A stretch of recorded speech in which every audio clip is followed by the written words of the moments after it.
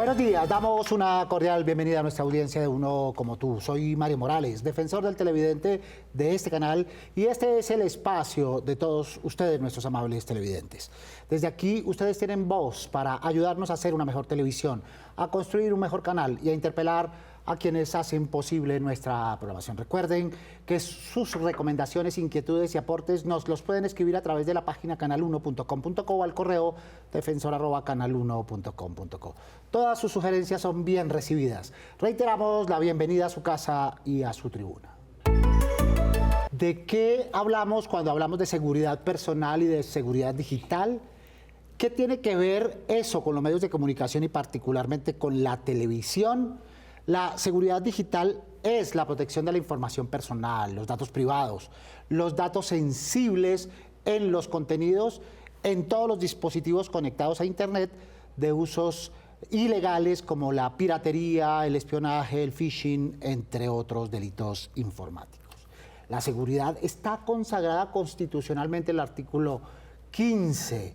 Entre los tipos de seguridad digital están los de red, los de datos, de aplicaciones, de la nube y de la seguridad de identidad, que es la que más nos convoca en ese espacio. Por eso resulta indispensable preguntarse si la televisión está cumpliendo el respeto por los derechos humanos en la dimensión de la protección de los datos personales de nuestros televidentes. ¿Cómo lograr ser cuidadosos con las imágenes, videos y audios al mismo tiempo que se hace periodismo transparente y con evidencias? La televisión hace pedagogía a sus audiencias sobre los derechos que les asisten en la protección de sus datos y los riesgos que existen en cuanto a la seguridad digital. Muy bien, para profundizar en ello, nos acompañan esta mañana Sandra Milena Ortiz, directora y docente investigadora del Departamento de Derecho de las Telecomunicaciones de la Universidad Externado de Colombia. Cuenta con más de 14 años de experiencia en el sector TIC. Buenos días, bienvenida. Muchísimas gracias, Mario, y a mi compañero de panel. Y pues la idea es compartir un poco la experiencia y cómo de alguna manera los medios están orientados y tienen la obligación de cumplir los principios establecidos en la Ley 1581 en materia de lo que es protección de datos, en la protección que nos rige también por las medidas asociadas a los que son los menores, niños y adolescentes, y hay otros temas asociados de donde se sustrae o se obtiene la información por redes sociales, que por lo tanto hace que sea necesario esa protección de carácter y que tiene que tener y marcarse por parte de los medios de comunicación. Ya veremos por extensión cada una de esas normativas y la pertinencia y actualización de esas leyes y normas que nos rigen. También está con nosotros Luis Alfonso Acevedo Prada, abogado, experto en asesoramiento empresarial, especialista en Derecho Comercial y Tributario de la Universidad Católica y además director corporativo del Centro Jurídico Internacional y que se llama AC Colombian Lawyers. Buenos días, bienvenido. Mario, muchas gracias por la invitación. Sandra, un placer estar contigo. Yo quiero que enfoquemos hoy no solo al tema de cómo protegernos en esos datos personales que utilizan de nosotros, sino que también sepamos cómo ejercer esos derechos de custodia, de protección, de reivindicación, en aras de que el ciudadano del común pues deje de ser tan débil frente a esas vulneraciones que hoy en día se traducen en estafas, se traducen en daños a la imagen, se traducen en daños corporativos. Dificultades y carencias que nacen normalmente del desconocimiento, cosa que intentaremos subsanar a lo largo de este espacio. También nos acompaña Andrea Cardona, comunicadora social y periodista, directora del programa Tech RCN Digital de RCN Radio y con experiencia en periodismo radial con enfoque en tecnología, emprendimiento y entretenimiento. Pero comencemos con nuestros televidentes que tienen dudas, percepciones y que finalmente fueron quienes propusieron este espacio. Escuchemos. Creo que sí se está haciendo un poco de pedagogía, pero hace falta mayor compromiso, no solo de los medios de comunicación, sino de las diversas instituciones educativas, en que las personas conozcamos más sobre qué podemos hacer, qué no podemos hacer. Vemos últimamente que envían muchos correos con informaciones, mensajes por WhatsApp con links, y la gente que no sabe usualmente pincha ahí y le roban su información, y es algo que se está volviendo cada vez más común. Es muy importante verificar la fuente y contactar a la persona para verificar hechos. Pues sí se debería verificar, muy bien la información porque podría verse afectada la vida de las personas y deberían contar con la autorización y verificar la veracidad de las noticias, de la información que van a dar. Me parece que la vida personal de las personas es eso, personal.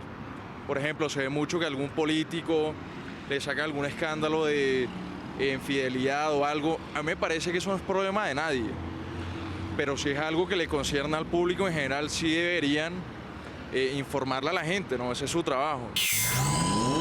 Bien, esa es una de las competencias, Sandra, de la televisión, informarle, contar a la gente lo que está pasando. Pero también hay derechos relativos a los medios de comunicación, no solo a las redes sociales que han levantado las alarmas, y con ello no queremos plantear miedos, sino eso, insistir en que hay que estar atentos, ¿verdad? Sí, bueno, una de las televidentes con la que me inicia, pues obviamente este sondeo, hace alusión a los temas de, es un televidente, perdón, hace alusión pues obviamente a estos criterios de cómo son las prácticas de prevenir y cómo estamos en entornos digitales para que no caigamos en suplantaciones o afectaciones que son el phishing o el vishing o otros tipos de conductas que se dan por parte de los dispositivos móviles, ¿no? Entonces de ahí pues los medios de comunicación tienen que contribuir a ese criterio de generar esa cultura y esa labor de higiene digital para que tengamos buenos hábitos de estar navegando en la red. Muy bien. A los televidentes, a los ciudadanos que están al otro lado, les asisten derechos. Esta es la misión de este programa. E irlos ilustrando en esa perspectiva. No solo son deberes, no solo los medios de comunicación tienen derechos, no solo los periodistas tenemos derechos, también los ciudadanos. Bueno, yo pienso algo, Mario, y es lo siguiente. En un país debe existir libertad de prensa porque eso es el efecto de la democracia. Entonces, no podemos decir que la prensa esté limitada desde algún punto, no, hay que darle libertad a la prensa. Pero lo que dice Sandra es cierto, la libertad debe ser con responsabilidad. Entonces, le asiste la responsabilidad y le asiste un derecho, sí, que es el secreto de su fuente. Entonces, el ejercicio de la prensa tiene que ser un ejercicio responsable y libre. Ahora, como ciudadanos, tenemos que tener claros que hay que definir dos puntos ahí. Hablamos un punto de seguridad. Claro, un punto de seguridad de verificar la fuente de la información que nos llega. Pero a veces somos facilistas y a veces nos llega por el mensaje de WhatsApp el tema de que nos están ofreciendo un trabajo que nos da 5.000 pesos o 3.000 o 4.000 por una actividad que realicemos en la red y que eso nos va a dar una promesa falsa de 350.000 pesos diarios. Ahí sencillamente nos van a robar la información y nos roban la información muchas veces porque no somos conscientes, no somos juiciosos, acuciosos en mirar de dónde viene esa información. Generalmente esas promesas de dinero fácil son donde nos terminan estafando. O nos dicen, mire, su cuenta de DaviPlata o de X cosa ha cambiado el número tal, y ahí es donde la gente cae en error y hemos llegado a cosas tan ridículas de ver, por ejemplo, que de una cárcel una señora trataba de extorsionar a otro que estaba en otra cárcel, y eso fue muy famoso por temas de responsabilidad. Eso es lo que queremos adelantar y profundizar, y lo haremos a lo largo de este espacio. Andrea, ¿cómo debería el periodismo cumplir con su deber ser en transparencia con la información y en relación con los datos y las evidencias que tienen, por ejemplo, los ciudadanos, que a veces son fuentes, pero respetando sus datos personales como imagen y voz? Creo que desde el periodismo y el periodista como tal tiene ahora muchas herramientas para poder acceder a la información, las plataformas digitales, las redes sociales, bueno, muchas aplicaciones incluso que ayudan al periodista a tener esas herramientas para poder llegar a la información. Pero hay que tener en cuenta que de primera mano un periodista también tiene que llegar a la noticia, poder hacerlo de primera mano y no cogerse de pronto esas herramientas para llegar a esa información.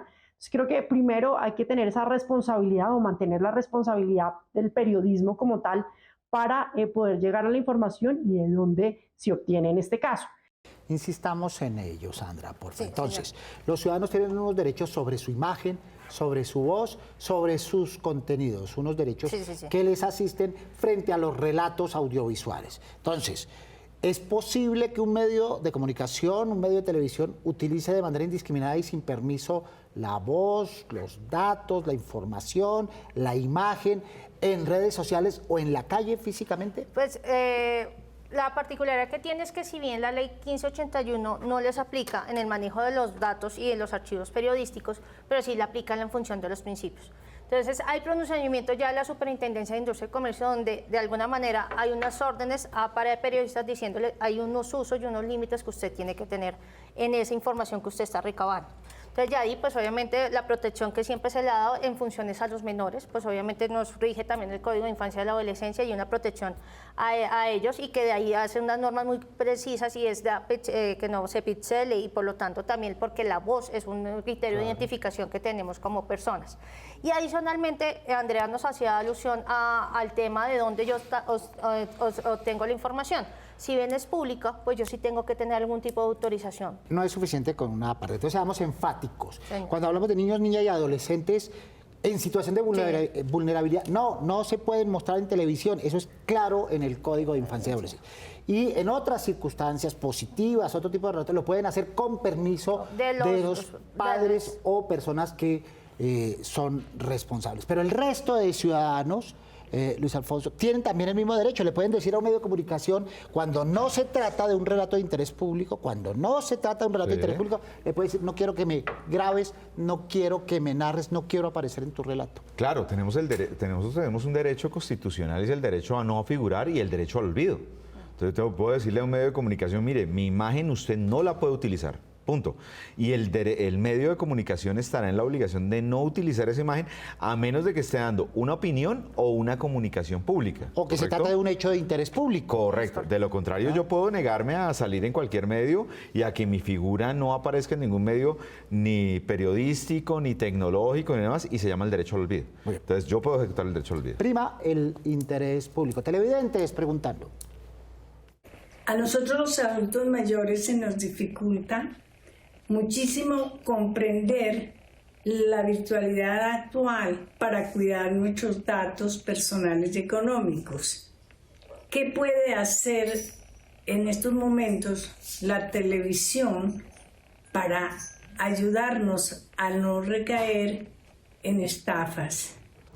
Pertinentísima Y pregunta de nuestra televidente. En el marco de la pandemia, las personas que fueron más víctimas son las personas mayores o las personas ya de cierta edad. Entonces lo que se tiene que generar son campañas pedagógicas y pues obviamente contenidos muy dirigidos a que ellos puedan entender cuáles son las relaciones y cómo no pueden ser víctimas de estafas. O sea, hay un segmento poblacional que usa tecnología que en el marco de la pandemia se tuvo que acercar y por lo tanto no se ha hecho ningún contenido específico para que ellos entiendan a qué están expuestos. Que forman parte, Andrea, del resorte de la responsabilidad de los medios de comunicación. No es un favor, es responsabilidad de los medios hacer pedagogía en este sentido. Andrea. Desde los medios de comunicación se ha tratado de hacer muchas pedagogías, incluso se han unido para poder hacer como una especie de enseñanza y que los oyentes entiendan, en este caso los televidentes, entiendan qué es un hackeo, qué es el robo de información, que no solamente se roba información a grandes empresas o personas reconocidas.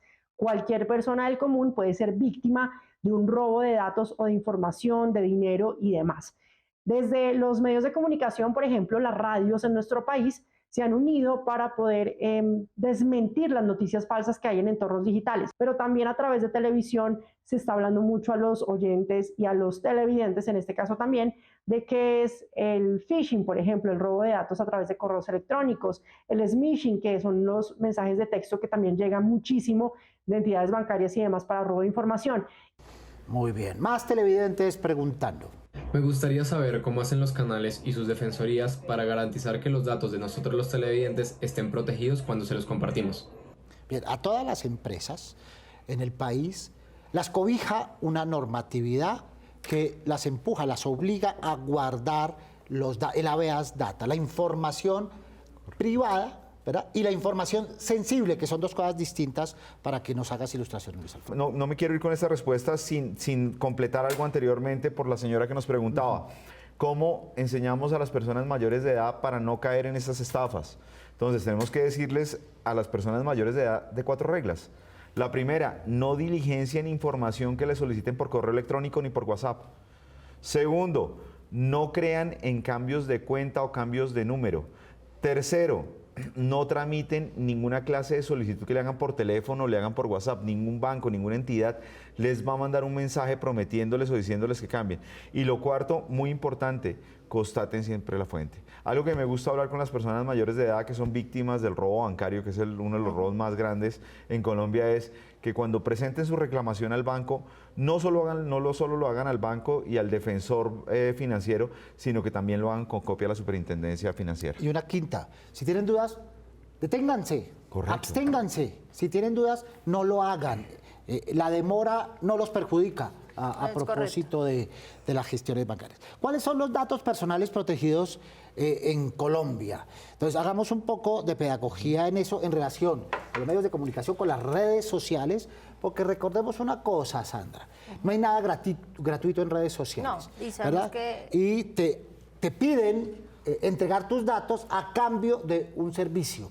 Y si tú no lees la letra menuda, estás vendiendo tu información, o la personal o la sensible, y cuando dices sí acepto, estás permitiendo que tus datos circulen. Ahí pierdes el control de tus datos. Entonces, datos personales como nombres, apellidos, El fecha y estado- lugar de nacimiento. El estado civil, pues obviamente es un dato público, entonces no hay restricciones. pero- El documento de identidad es privado, No, es un documento público. pero no puede estar asociado al nombre en la misma circunstancia, ¿verdad? No, toca anonimizar cierta información. Y hay otros datos que son muy de resorte muy sensible, por ejemplo, filiaciones políticas, asociados con raza, religión. que pues Creencias, ideología. Y que por lo tanto se pueden generar también situaciones de discriminación. Entonces, de alguna manera, lo que ha hecho nuestra legislación ya son 10 años que tenemos la ley 1581, es identificar qué datos son públicos, qué datos son sensibles, qué datos, las historias clínicas, por lo tanto, son datos que no se circulan de manera libre, sino pues requiere una autorización, un tratamiento específico. Entonces, de alguna manera, sí toca generar esa cultura de que por la facilidad o la inmediatez que nos da el acceso a Internet, pues hace que pues ese criterio de control de tiempo lo esté manejando el Internet y queremos la inmediatez, sin desconocer que lo que estamos entregando efectivamente son nuestra información y de ahí que puedan generarse también perfilamientos o posibles sesgos que se puedan derivar por la información que dimos en estos canales. Muy bien, no queremos apabullar a nuestros televidentes, pero seamos ilustrativos. Entonces, los datos personales se clasifican en privados, semiprivados, públicos y sensibles, ¿verdad? Y el usuario está siempre en la capacidad, salvo en los públicos, de decidir qué pasa con ellos. Claro, Mario, o sea, la persona está en la capacidad de, lo que decíamos ahorita, tenemos un derecho tan grande en el manejo de datos que podríamos ejercer el derecho al olvido, es decir, no quiero que mis datos salgan en ningún lado. Pero ¿cuál es el problema, Mario? La realidad de las redes sociales. Volvemos nuestros datos privados públicos. Y ahí es cuando nosotros manejamos mal las cosas y nuestros datos que son privados como la edad, sexo, raza, estado civil, los componentes familiares, en las redes sociales los volvemos públicos. Y esos datos no pueden aparecer publicados ni en páginas web, ni en bases de datos, sin nuestra autorización. Señores televidentes, ustedes tienen la palabra. Aunque toda información es pues válida, digamos, replicarla y es necesario dar como la entereza de la noticia, es importante no caer como en esta idea de andar publicando información de gente que no es, pues hoy en día la privacidad es un poco escasa. Bueno, yo pienso que se deberían aprovechar las franjas de donde más audiencia tienen los medios de comunicaciones, como los noticieros, y también son franjas donde las personas más perceptibles a caer en este tipo de estafas son como su audiencia, ¿no? Que son las personas mayores, los adultos mayores, o personas, no sé, de 35 años para arriba, para que generen dentro de los mismos noticieros un espacio de atención al ciudadano, en los cuales se muestren la mayoría de estafas que hay en este tipo y sepan identificarlas para no caer. Yo creo que tocaría hacer una guía muy sencilla en lenguaje coloquial, no algo súper complicado, sino algo que pueda entender cualquier persona, con las modalidades más comunes de robo de datos y ese tipo de cosas. Mi recomendación es que por supuesto tengan como una especie de documento que les permita autorizar a las personas el uso pues, de sus datos. Tan sencillo como tener un formato donde pongan sus nombres, pues sí, apellidos, de pronto cédula, teléfono. De esta forma, más adelante, si quieren volver a usar la información, puedan comunicarse con las personas y pedirles como la autorización para el uso de esos datos personales. Bien, al comenzar nuestro espacio, Sandra, hablábamos de la 1581, otras normatividades y demás. ¿Estamos a tono con los retos de seguridad que requieren los ciudadanos, los televidentes, o estamos todavía colgados en ese sentido? Pues yo creo que hay dos contextos que nos toca analizar. Cuando son espacios controlados, por ejemplo, entrevistas, donde yo hago las autorizaciones y demás, pues obviamente ya los medios se han protegido y salvaguardado y aplican todas las medidas de protección y pues obviamente evitar que las personas estén pues obviamente de vida picheladas, su voz también pues obviamente pues matizada o modificada para que no se identifique y por los rasgos de caracterización. El problema está cuando estamos en espacios abiertos, cuando yo soy el periodista y quiero por ese afán de conseguir la noticia, pues entonces tengo que empezar a sopesar, y eso es una labor que se hace también en las escuelas de periodismo, de enseñarles hasta dónde va también esa de criterio de tener ese derecho a la información, pero también el derecho a la intimidad. Y pues lo que hacemos es como lo están anunciando. Yo tengo un repositorio de información, ahí me tengo que hacer es todo la caracterización. Tengo pues obviamente la carpeta con las autorizaciones respectivas, qué permisos se dan, si efectivamente hay menores, pues hay unas restricciones asociadas. Y hay un tema que tampoco hemos hablado, el tema de las personas cuando fallecen. Las personas cuando fallecen también se les tiene que proteger su identidad y son sus herederos los que pueden dar una autorización. Entonces toca mirar todos los escenarios en donde las personas pueden interactuar y por lo tanto es necesario no solamente identificar mecanismos para que la persona no se pueda identificar, o sea, lo más anónimo posible, y que dar criterios de generalidad para no generar individualizaciones. Pero yo creo que estamos en esa tendencia y la cultura de datos llegó hace 10 años y ahorita estamos creo que más inmersos y las personas son mucho más sensibles frente al manejo de nuestra información y nuestra imagen. Muy bien. Recuerden los operadores por los que ustedes pueden sintonizar este y los demás programas del Canal 1. Su opinión es muy importante para nosotros. Nos pueden escribir a través del correo defensor@canal1.com.co. Abramos el buzón y veamos algunos de los correos que ustedes nos han hecho llegar recientemente. Mario y televidentes, muy buenos días. Nuestro primer correo dice: por favor, necesitamos buena programación los sábados en la noche. Somos fieles televidentes del Canal 1. Los últimos fines de semana han repetido Cómo entrenar a mi dragón. No se escribe Eiser Camacho. El sábado por la noche es un horario tradicionalmente descuidado en televisión abierta y es un horario propicio para buena programación, como lo dice el televidente. Sofía. Nuestro segundo correo dice: tienen que poner más programas infantiles. Mi hijo quiere ver Elementos. Soy defensor del Canal 1 y exijo el cumplimiento de este mensaje. Nos escribe David Santiago Jurado. Bien, defienden el Canal 1 nuestros televidentes y hacen solicitudes que aquí potenciamos. Sofía. Nuestro tercer correo dice: les ruego que en el noticiero, cuando presenten a alguien hablando un idioma diferente al español, por favor pongan también la traducción en audio. Es insuficiente la traducción escrita en la parte inferior de la pantalla. Creo que a muchos no nos queda fácil la lectura. Nos escribe Adolfo Mesías. Toda la razón, Adolfo. Los textos en la pantalla son apoyo de lo auditivo, en perspectivas distintas cuando uno está en situaciones ideales de recepción y puede leer. Por lo demás, este es lenguaje audiovisual. Muchas gracias a nuestros televidentes, muchas gracias a Sofía Neira por el reporte de los correos en nuestro espacio. Muy bien, entremos a la parte final de nuestro espacio que tiene que ver con las recomendaciones. Recomendaciones que hacemos a los televidentes, a los medios y muy especialmente a la televisión. Sandra. Pues primero, cuando se hace un acercamiento en estas entrevistas que hacen, pues que obviamente tengan todas las autorizaciones y indicarle a la persona que cuál es la destinación de la información, en qué medio va a ser utilizado, si esto va a ser parte de un archivo, si va a ser parte de una estadística, pues para también la salvaguarda del medio de comunicación. Otra recomendación, Luis. Bien, para mí es importante determinar que hay una diferencia entre prensa con libertad de prensa y otra muy diferente, particulares con libertad de opinión. Ojo, los particulares, no podemos estar grabando a todo el mundo con el celular, que se ha vuelto una costumbre, una tendencia, porque podríamos estar incurriendo en violaciones legales y en consecuencia de pronto ser víctimas de demandas y tener que pagar indemnizaciones por violar la intimidad de las personas. Ejemplo también las empresas que tienen cámaras, lo dice el Ministerio de Trabajo, deben contar con autorización en el reglamento interno para tener esas cámaras. Entonces, y en ciertos lugares, ¿no? Correcto, en ciertos lugares. No en baños, no en lugares de descanso. Sin afectar la intimidad de las personas. Importantísimo algo, Mario, permítenos decir esto para los señores de edad. Siempre que naveguemos en internet, mirar que al lado de la dirección está el candadito. Si no está el candadito, aborten. Muy bien. ¿Listos? Gracias. Candadito, allá donde aparece la dirección Sí, la de la dirección. página web. Sí, señor. Si aparece abierto y con una rayita, no, ojo, ahí hay riesgo.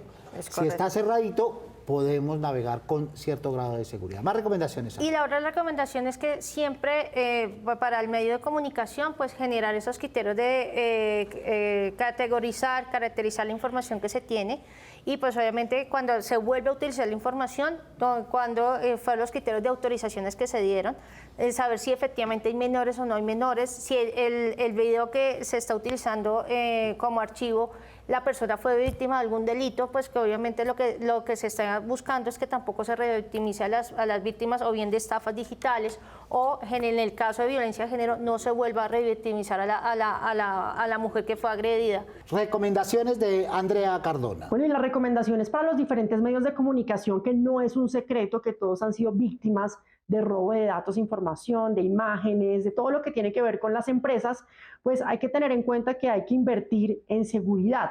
Pero además de eso hay que hacer una pedagogía con los trabajadores, no solamente los que están manejando la parte de sistemas y computación, sino todos los empleados que ingresan un correo electrónico, que están subiendo información a la nube o a las plataformas que tengan directamente los medios de comunicación, pues tienen que entender que hay que ser muy responsables con las contraseñas, que hay que cerrar sesión, que no hay que estar abriendo correos privados, por ejemplo, o personales en entornos laborales.